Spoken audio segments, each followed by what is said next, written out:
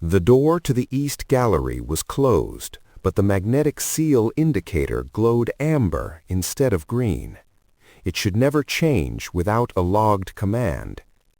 The corridor outside the children's wing was silent at this hour. One of the junior guards had signed off 10 minutes earlier. The Royal Guard captain stopped, studying the panel. No breach alarm, no entry record, just a quiet malfunction that did not make sense. The corridor outside the gallery felt narrower after the order was given. The captain stood beneath the recessed ceiling lights, their pale glow reflecting off polished stone and brass fixtures that had not been moved in decades. He issued the command without raising his voice. Seal the gallery under internal review protocol. Restrict access to the connecting corridor immediately. Suspend all non-essential movement between the exhibition wing and the children's quarters. The guards acknowledged in clipped tones and moved with controlled urgency, key cards withdrawn, radios kept low.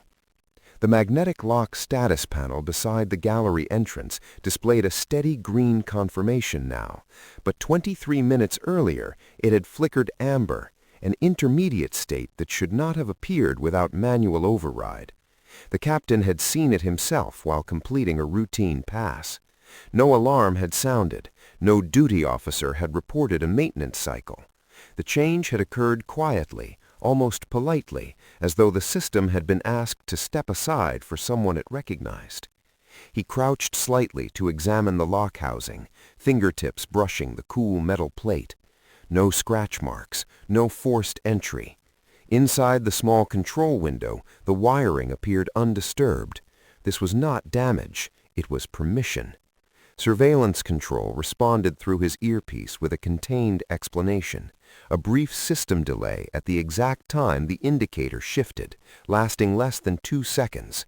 They were still isolating the source. 2 seconds was enough to register a command, but too short to trigger most redundancy alerts. He straightened and looked down the length of the corridor toward the turn that led to the children's wing. That section was already manned by 2 additional guards he had reassigned from ceremonial rotation. Their presence altered the rhythm of the hallway. Footsteps echoed more frequently now, measured and deliberate. The young royal remained asleep beyond those walls, unaware that a lock had hesitated in its duty. The captain reviewed the rotation logs on his tablet. Every assigned guard had checked in and out on schedule. No request for temporary access to the gallery had been filed. No written directive authorized a configuration change.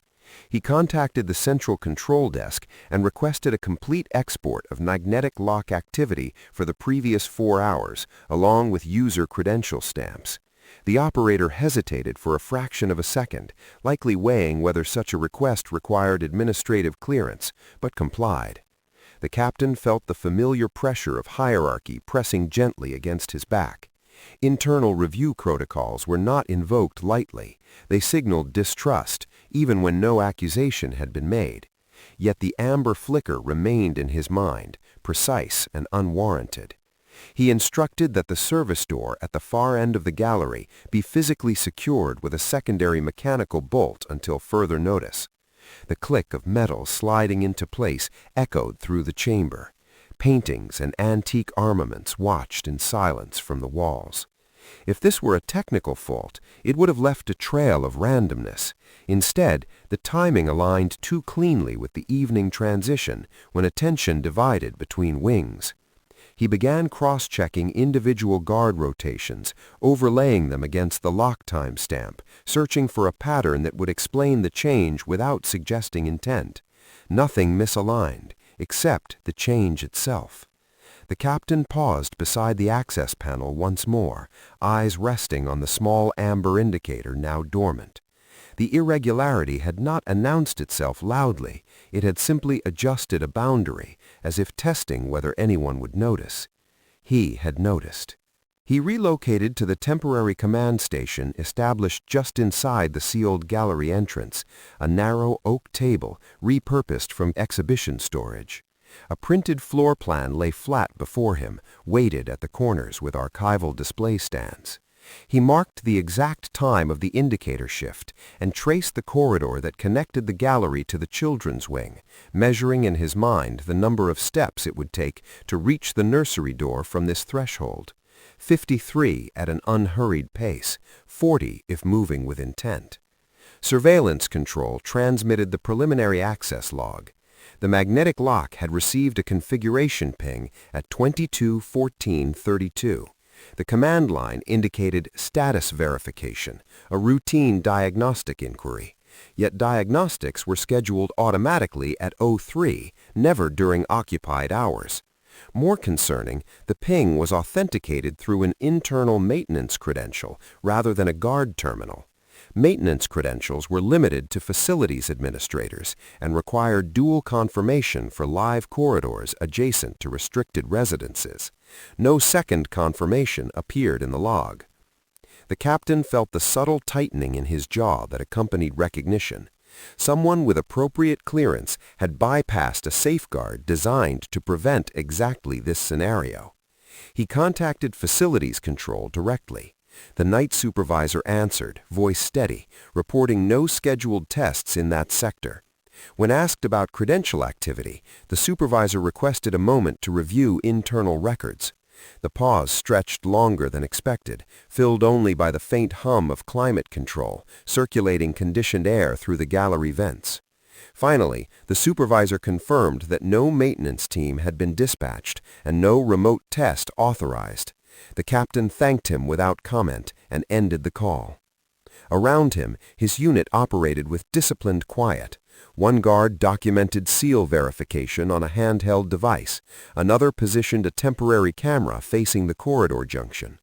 The captain's responsibility was perimeter integrity, yet the irregularity suggested internal access manipulation.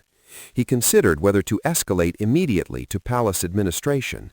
Doing so would initiate formal review channels, widening awareness and potentially alerting whoever had initiated the ping.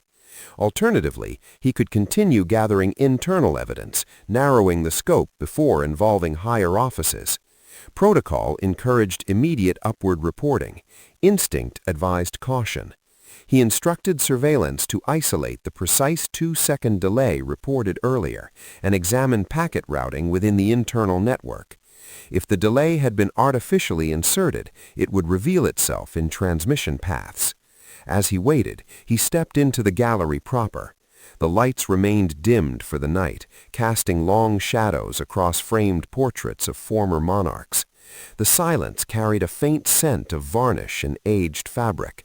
Nothing appeared disturbed, yet the captain's awareness remained fixed not on objects, but on pathways, the invisible permissions that allowed movement through them. A guard approached quietly and reported that the children's wing perimeter was secured. No irregular foot traffic observed. The captain nodded once. Secured did not mean uncompromised. The amber flicker had demonstrated that boundaries could be adjusted without sound. His tablet vibrated softly with an incoming alert from surveillance. Preliminary analysis indicated the configuration ping originated from within the palace network, not from an external breach. Internal, authorized, deliberate. The captain closed his eyes briefly, then reopened them, gaze steady. The issue was no longer whether a malfunction had occurred. The issue was who had chosen to alter a lock, protecting the path to a child's residence, and why. The captain requested the full gallery feed beginning 10 minutes before the lock indicator shifted. Surveillance transferred the file to his secured terminal, and he watched it alone from the temporary command station, the screen casting a muted blue light across his uniform. The camera angle covered the length of the gallery corridor, including the junction that led toward the children's wing. At 22:13, the space appeared undisturbed, empty marble floor, framed portraits aligned in symmetrical stillness, emergency lighting reflecting faintly off glass display cases. At 22:14:01, the timestamp continued normally. At 22:14:02, the feed cut to black. No distortion, no static, just absence. At 22:15:02, the image resumed precisely where it had left off, lighting unchanged, shadows consistent, as if the corridor itself had held its breath for 60 seconds. No alarm triggered during the blackout. The system log indicated authorized maintenance access. The captain replayed the transition twice more. The blackout was too clean to be accidental. System failures produce noise, pixelation, signal fragmentation. This was a controlled interruption, bracketed by valid authentication markers. He leaned back slightly, folding his arms, absorbing the implication. A 1-minute window adjacent to the residence of a minor royal, executed without triggering security alarms, required internal authorization at a high level. He requested credential mapping for the maintenance access stamp. The name that surfaced belonged to a junior guard who had completed his shift at 21:50 and formally signed out at 2200. The captain summoned the guard to the sealed gallery perimeter. The young man arrived within minutes, uniform jacket properly fastened, expression composed but tense. The captain observed him carefully before speaking. "Your credentials were used at 22:14, he said evenly. The guard's brow tightened in confusion. He confirmed his departure time, stated he had returned his access card to his locker, and had left through the west gate, passing biometric verification at 22:05. Surveillance corroborated the gate exit. The captain studied the young man's posture. No visible tremor, no defensive urgency, only controlled uncertainty. "Did anyone handle your card before you secured it?" the captain asked. The guard hesitated, recalling the end-of-shift routine. He had placed the card inside his locker, secured with a numeric code. No one else had been present. The captain dismissed him temporarily, but instructed him to remain within palace grounds. Once alone again, the captain reviewed the locker corridor footage. It showed the guard entering, removing his duty belt, placing the access card into his locker, and closing the door. The feed remained continuous. No one approached the locker afterward. If the credential had been used, it was not by physical possession of the card. The captain felt the weight of the conclusion forming. Credential cloning. Internal systems allow duplication only through administrative override. The blackout, precisely 1 minute long, suggested someone needed that interval for unrecorded movement or to test response thresholds. The captain considered reporting immediately to palace administration. Doing so would implicate not only a breach but also potential misuse of internal authority. Yet escalating too quickly could prompt defensive measures, obscuring further evidence.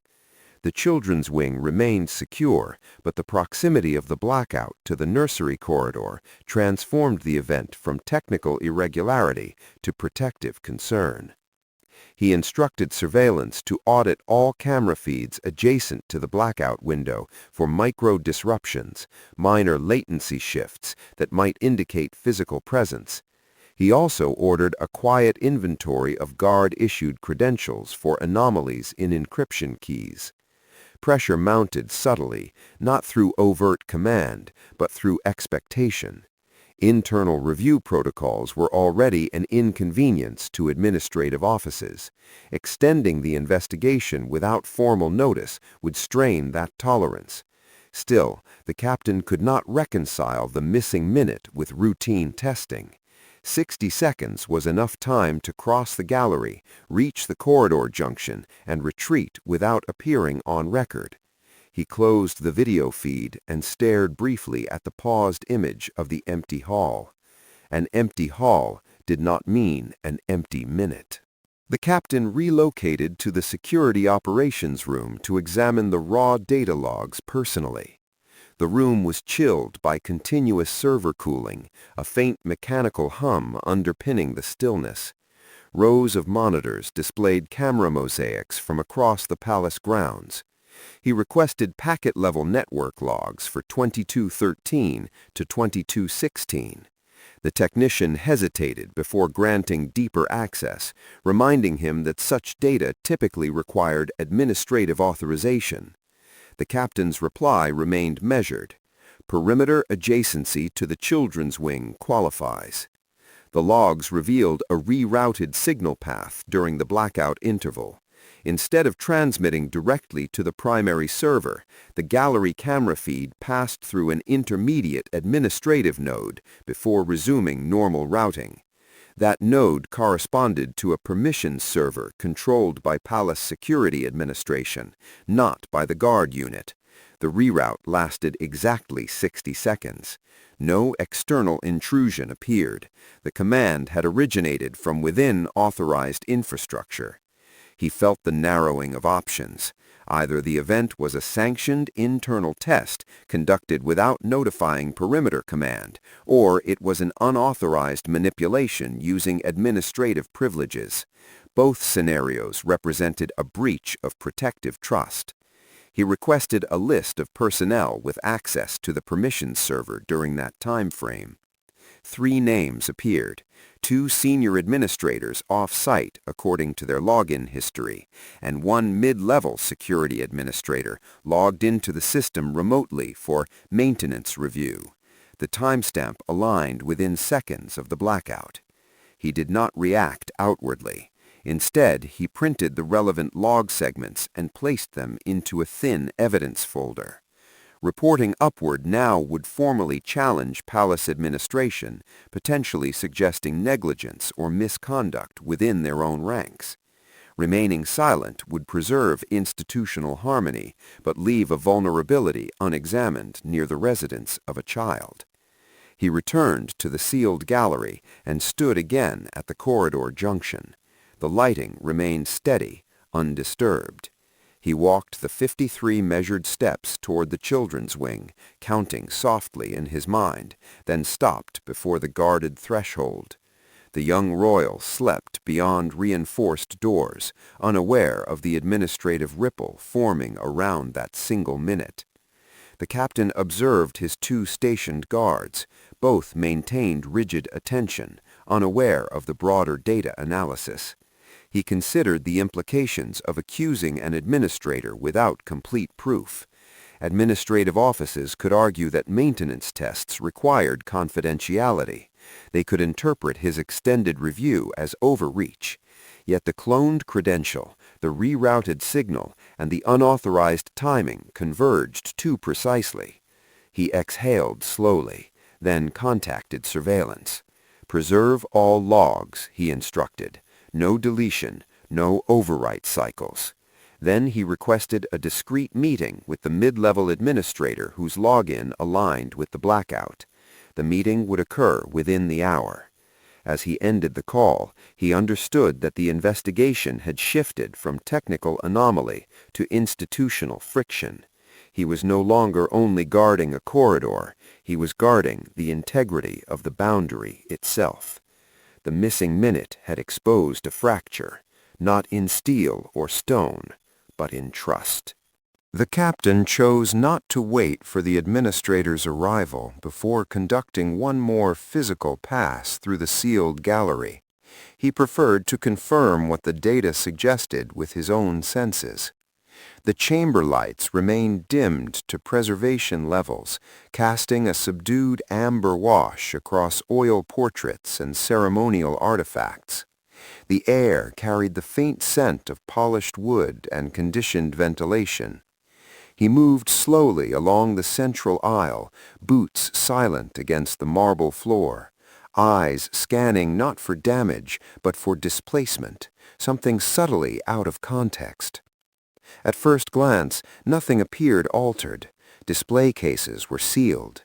Velvet ropes remained clipped in their brass posts. Then, near a carved bench positioned beneath a landscape painting, he noticed a small shape resting against the dark upholstery.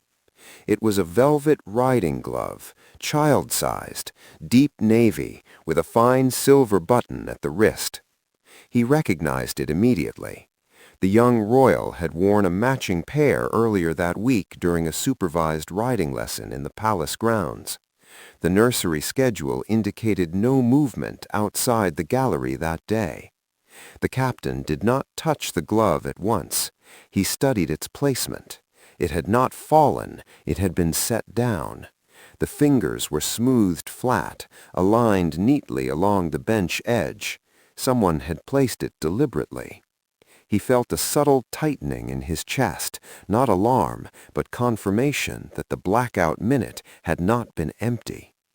He contacted the children's wing supervisor and asked, without inflection, whether the child had been escorted through the gallery that evening. The answer was immediate: no movement outside the residential wing after dinner. He crouched, examining the bench surface for disturbance. A faint indentation in the upholstery suggested recent pressure beside the glove, as though a small body had sat there briefly. He considered the sequence. During the 60-second blackout, a person could have entered the gallery from the service corridor, retrieved or guided the child to the bench, and exited before the feed resumed. Yet no door alarms had sounded. The only viable path was the same corridor, protected by the magnetic lock that had flickered amber. His jaw tightened slightly. The glove represented proximity, physical proximity to the child during a period when visibility had been intentionally interrupted. Protocol dictated immediate escalation to palace administration to avoid panic within the household. Senior officials would argue that premature disclosure could disturb routine and attract external scrutiny. The captain understood those concerns. Stability within royal residences was itself a security asset, but the presence of the glove shifted his calculus.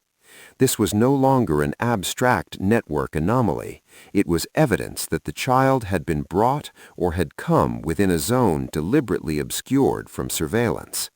He instructed a guard to photograph the glove in place before carefully lifting it with gloved hands and sealing it in a transparent evidence pouch.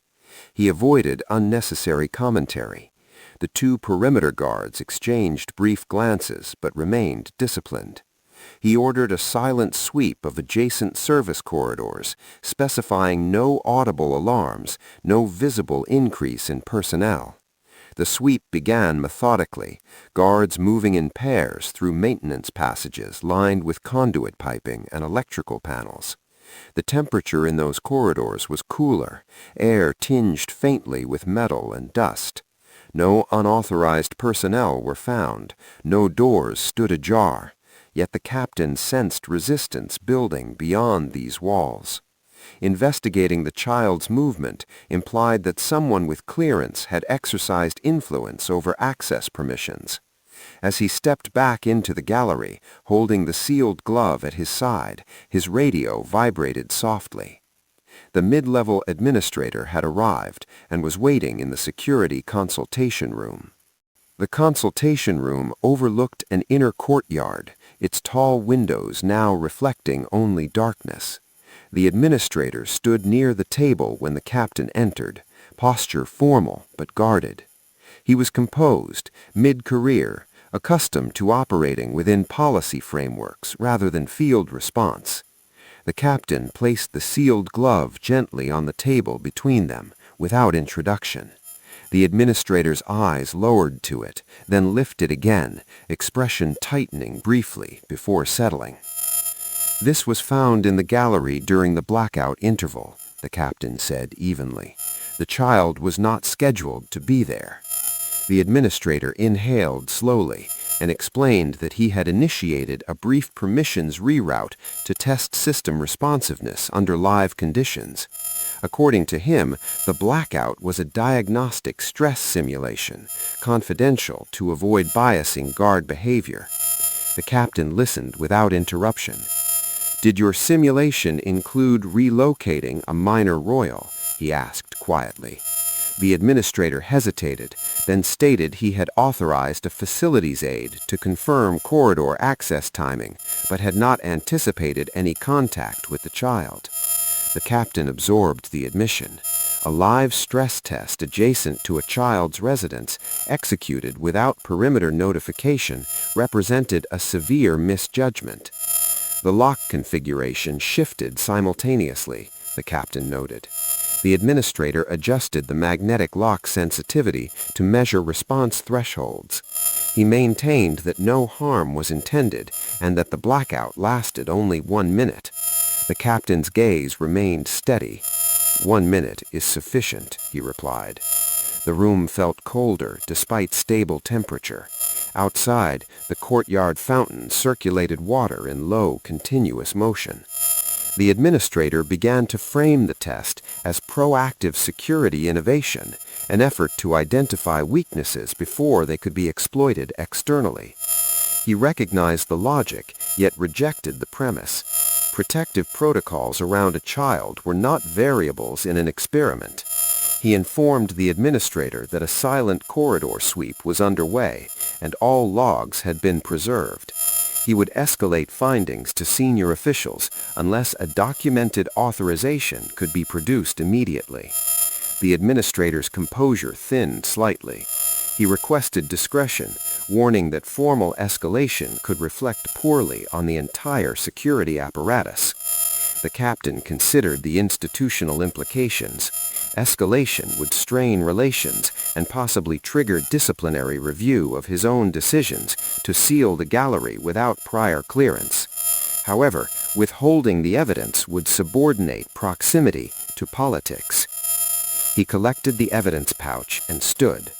"The perimeter remains under guard control," he said calmly, "until review concludes."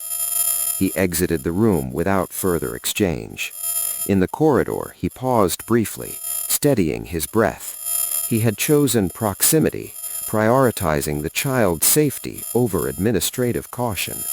The next step would test whether the structure above him valued the same boundary. The captain did not immediately proceed to senior command. Instead, he returned to the sealed gallery and requested that his unit assemble quietly in the outer corridor. 4 guards stood before him beneath the recessed lights, their ceremonial bearing replaced by operational focus. He informed them, without embellishment, that internal permissions had been rerouted during occupied hours without perimeter notification. He did not name the administrator. He did not speculate. He instructed them to document every observation from the previous hour, times, sounds, minor irregularities that might otherwise seem irrelevant. Statements were recorded individually to preserve clarity. The captain understood that once authority was challenged, precision would matter more than emotion. He then contacted the director of palace security and requested a formal audience. The response came measured and restrained. The director would receive him within 30 minutes. During that interval, the captain reviewed the cloned credential logs again. Encryption keys associated with the junior guard's access card had been mirrored within the permissions server moments before the blackout. That action required elevated administrative clearance. It also required intent. He placed printed logs, the photographic record of the glove, and the sealed evidence pouch into a structured report file. No accusatory language, only sequence and fact. The children's wing remained under reinforced guard presence, though outwardly nothing appeared altered. Care staff continued their routines, unaware of the internal strain building beneath procedural calm.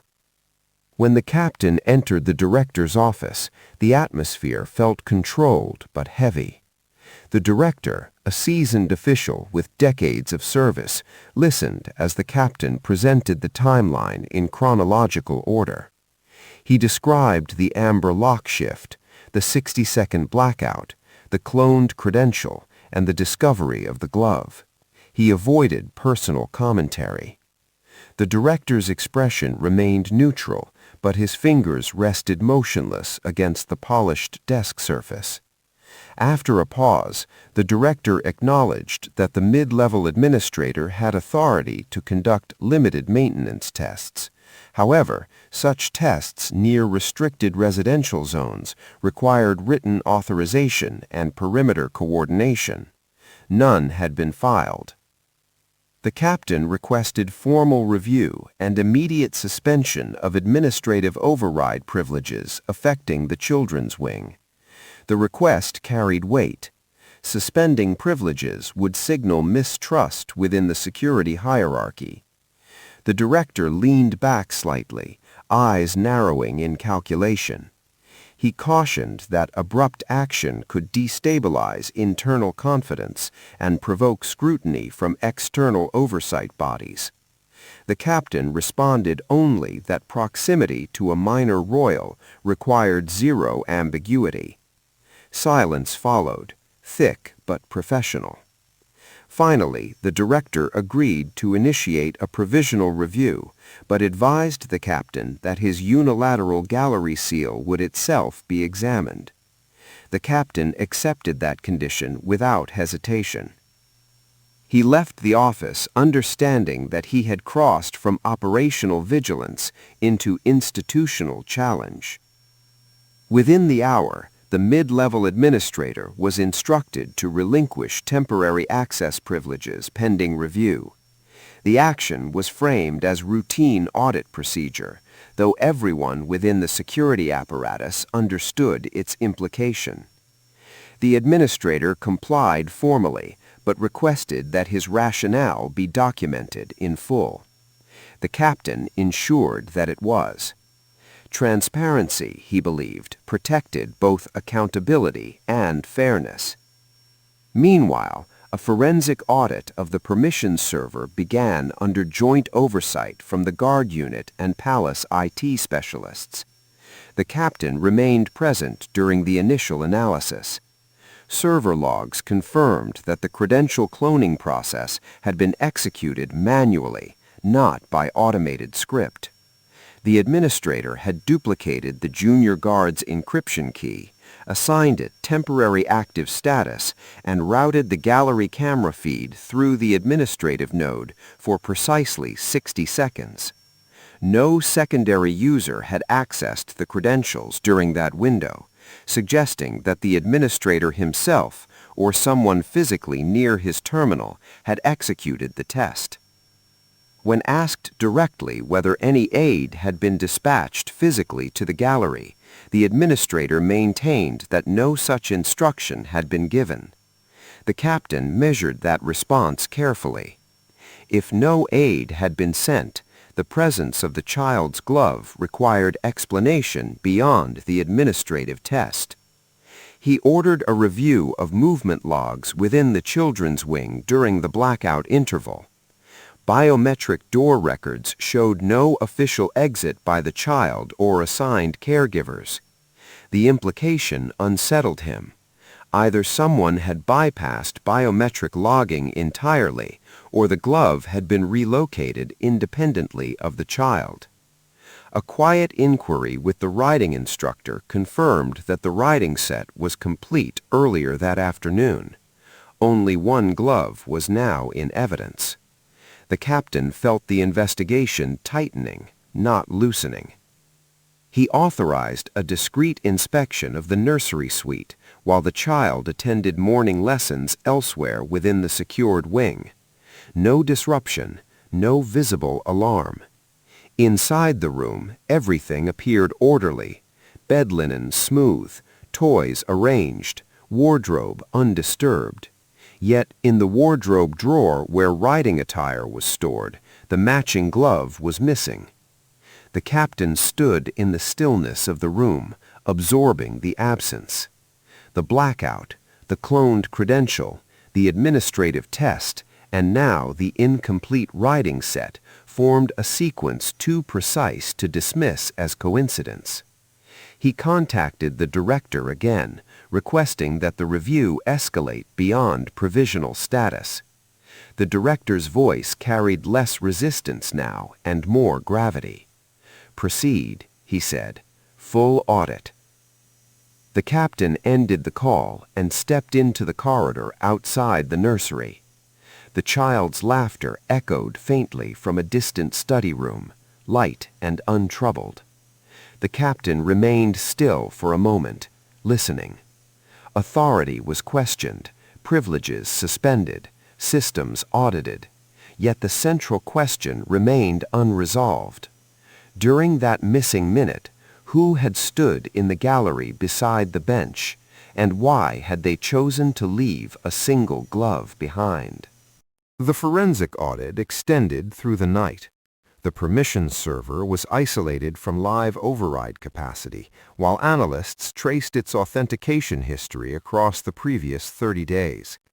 The captain remained in the operations room, uniform collar loosened slightly but posture unchanged. Monitors reflected in the glass partition behind him, streams of data scrolling in disciplined columns. At 0340, the lead analyst confirmed what the captain had anticipated but still felt heavily when spoken aloud. The cloned credential was not an isolated action. A temporary encryption mirror had been generated through an internal diagnostic tool not normally accessible to mid-level administrators. The tool required dual-key authorization, yet the second key had been digitally simulated through a privileged override patch, an advanced maneuver that bypassed standard logging visibility for several seconds before restoring normal record flow. That patch corresponded precisely with the 60-second blackout. It was deliberate engineering, not improvisation. The administrator, when confronted with the technical breakdown, maintained that he had intended only to measure response intervals. He denied knowledge of the override patch, suggesting that system automation might have compensated during testing. The analysts disagreed quietly. Automation did not simulate secondary authorization keys. The captain observed the exchange without visible reaction. His concern had shifted from personal accountability to structural integrity. If one administrator could manipulate authentication safeguards near a child's residence without immediate detection, the vulnerability was systemic. He ordered a parallel review of all access points bordering the children's wing, mechanical bolts inspected, biometric readers recalibrated, camera firmware validated for latency gaps. Each measure was documented methodically. Meanwhile, arrangements were made to relocate the young royal temporarily within the inner residential tier, framed publicly as a routine accommodation during infrastructure testing. The escort was discreet.